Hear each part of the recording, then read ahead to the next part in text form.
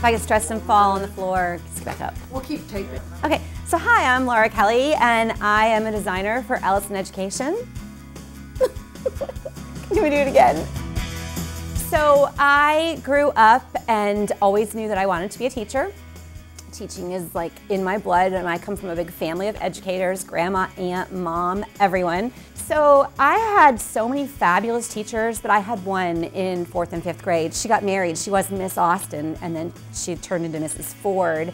I had her for 2 years in a row, and she made such a difference for me. I was kind of a nerdy, geeky kid, kind of begging for attention, kind of wanted to be her, wanted to be the teacher, and she let me. She let me step in and help and stay after school, and just spent a lot of time with me talking about how she made her lesson plans, how she did what she did, and I just knew I wanted to grow up and be like her, and I hope that I was half the teacher that she was.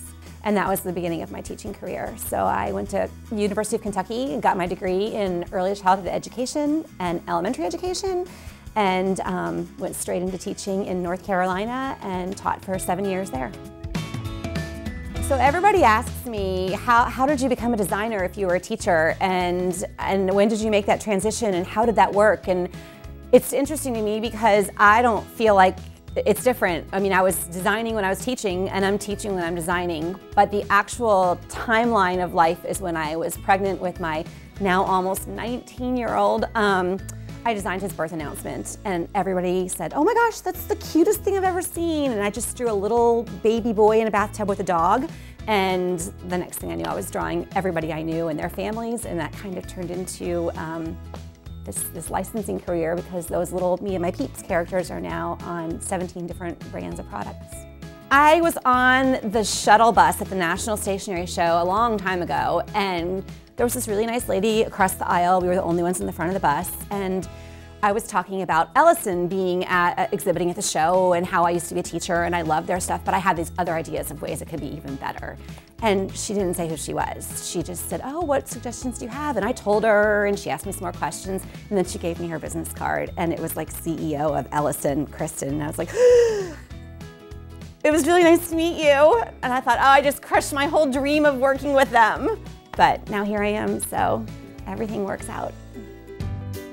So I'm motivated and inspired, I guess, fortunately and unfortunately, by everything that happens in my life. I get motivated by kids playing at a park, by being at the zoo, by the animals, wanting to draw them, wanting to create little tags for their cages. I am mostly inspired by my own family. My family is amazing.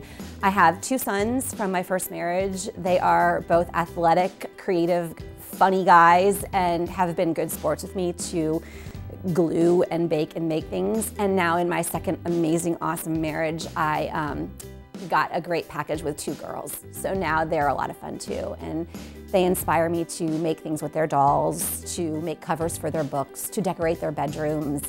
It's mostly stuff that I'm doing with my family. It's pretty crazy. It's awesome.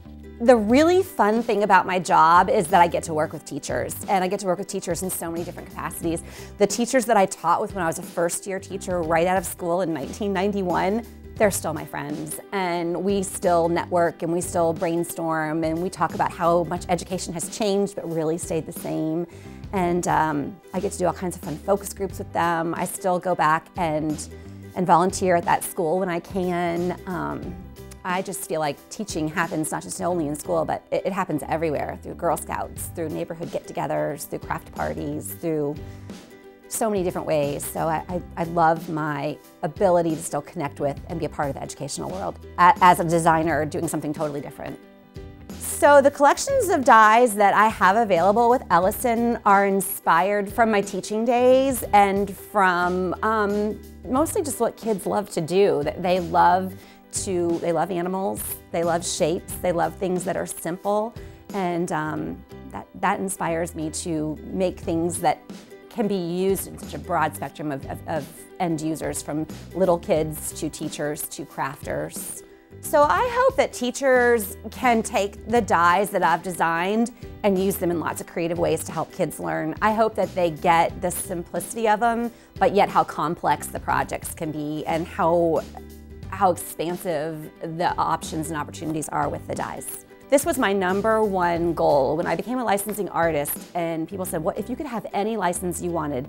You know, most licensing artists seem to want greeting cards or fabric. I was like, I want Ellison. And they're like, what about Sizzix? I'm like, I love Sizzix, but I want to be in schools. I want to work with the Ellison team. So I feel so fortunate, so blessed. My favorite food, well, I like sugar. I like cupcakes and donuts and candy and Twizzlers, and I like baked things. I like things from bakeries. I love pizza. I love pepperoni on my pizza and lots of extra cheese. Let's see, what else do I love? My favorite book of all times as an adult is Rebecca by Daphne du Maurier. It's an old classic, and the movie's pretty special too, but that's my favorite book. I listen to Mindy Gledhill. Mindy Gledhill is like my favorite all-time star. I love Idina Menzel too. I listen to a lot of Broadway tunes.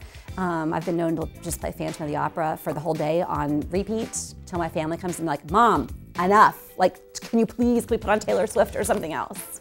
I probably should talk a little bit about my husband because he is my rock. He is amazing. He is so patient.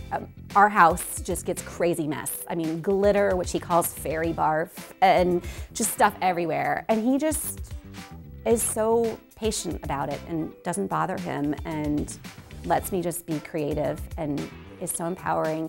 He'll cut things out of wood for me. He'll go with me on crazy errands, crazy trips when we're traveling and it's just our time. And I see a Hobby Lobby or a craft store or a specialty paper store and I'm like, ah!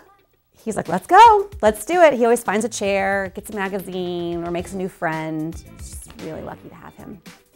So I live my life to the complete fullest possibility of each day. I am always living in the moment with whoever's with me, creating, designing, making stuff, whether it's baking or cutting out paper or collage podging up masterpieces with old wrapping paper from presents. I just find a way to make it all work with what we have and who's with us. So I just feel like I'm designing my own life. I'm not just a designer of projects, I'm a designer of my journey.